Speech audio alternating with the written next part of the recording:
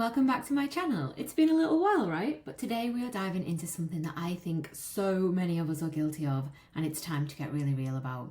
So let me ask you this. How many times have you told yourself, I just need that glass of wine to unwind after the week? Or maybe you've thought, it's really my only way to switch off and relax. Well, I am here to challenge that mindset today because honestly, if you think alcohol is your ticket to self-care and relaxation, it's really time to rethink things.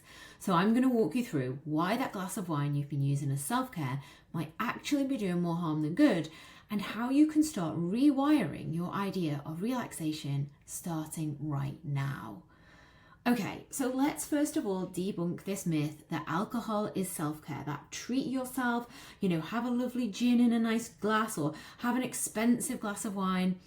But let's start by asking the question, what do we mean by self-care?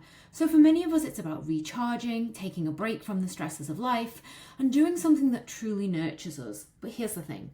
Society has conditioned us to believe that unwinding means cracking open the bottle or having a glass of gin at the end of the day. Here's the hard truth. Alcohol, it's not self-care. Sure, that glass of wine makes you feel relaxed for the moment. Imagine this. You open the bottle, you pour the glass, you take the first sip and you say, that's better. The alcohol hasn't hit your bloodstream at that point, okay? What it does do though, in the longer term, it messes with our sleep, our energy levels, it contributes to anxiety, feelings of low mood the next day. It's like putting a plaster over a wound, right? And then the wound is just going to keep getting worse. It may feel good in the short term, but in the long run, it's actually keeping you from truly resetting and recharging. So let's be honest, if alcohol really was the ultimate form of self-care, then why do we feel like crap after a few drinks? Why do we find ourselves then reaching for it again the next night and again the next night because we're so exhausted from the day? We think, I just can't wait to get home and open a glass of wine. I can speak this truly from the heart because I've been there so many times. But the truth is, alcohol does not serve us. It gives us the illusion of relaxation, but it doesn't really help us heal or restore.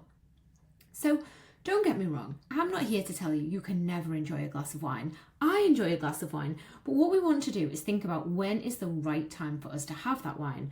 Okay, so thinking about self-care, it's so much more than just escaping, just more than popping the cork and forgetting about our problems. We really want to focus on nourishing our mind, our body, and our soul. So what we want to build in is actually time to rest. It doesn't have to be associated with alcohol in order for us to rest. But what could that look like? Well, instead of turning to alcohol, we could actually explore some healthier, different options. So I've got 4 options that I want to go through with you. Number 1, movement. Now, I know this sounds counterintuitive. How can moving be relaxing? But a short walk, some yoga, a light workout can do wonders for your mental clarity and stress relief. It releases those good feeling endorphins. And actually, how many times have you done a workout when you've been tired and thought, I actually feel more energized now. We feel grounded and we no longer feel sluggish. It's really good for us. I'm not talking about going and hammering your hardest workout ever, just something gentle. Now, another one of my favorites is mindfulness. So even just a really simple box breathing, if you haven't heard of that, do a quick Google, some meditation, some mindfulness, and just helping you to get out of your head and calming everything down. It's going to reduce stress, improve mood, and leave you just feeling calm and collected. Now, another great one, and this is good, you can do, you can go to a class for this, you can do it with the family, creative time, whether it's cooking, drawing, journaling, even having a dance party in the house. This is one of my favorite things, have myself a little kitchen party. And what I've learned is I actually don't need alcohol to do that. I can just put a few songs on and have a little dance, and it does wonders for your stress at the end of the week. And now, of course, the big one, sleep quality. It's huge, and alcohol really impacts our sleep. So what we want to be thinking about is aiming for real rest, turning off the screens earlier, creating that nice calming bedtime routine, and really prioritizing our sleep. It is probably the best form of self-care you can give yourself. So, okay, by now you're probably thinking, I get it. Alcohol isn't the answer, but I like it. How do I stop? You've probably just made it a habit. You've made it part of your regular routine. So making a shift is going to take some effort, but trust me, it's going to be worth it. So here's some practical tips to help make the change. Number one, you could set yourself some boundaries. So before you go into the weekend, really make a decision on how you want to approach alcohol. And you can do this throughout the week as well. If you're somebody who always grabs a glass of wine to relax, then try making a healthier choice. So substituting it with one of the 4 suggestions that we've just talked about, some mindfulness, some movement, some creative time, and prioritizing your sleep, and really make that commitment to yourself that that's what you're going to try. It's going to be different, but give yourself permission to experiment. The first time you try something, it may not hit the spot. It may not be what you need, but actually the more you do it, the easier these experiments will get. You're also going to need a social strategy. So if you're going out with friends or attending an event where there is alcohol, I want you to try planning ahead. Setting an intention that the company is what you're going for, not just the drinks, okay? And if you're used to always drinking in a social situation, then it's going to be really helpful for you to find a non-alcoholic version that you do like, so you can still have a drink in your hand, which is essentially part of the ritual.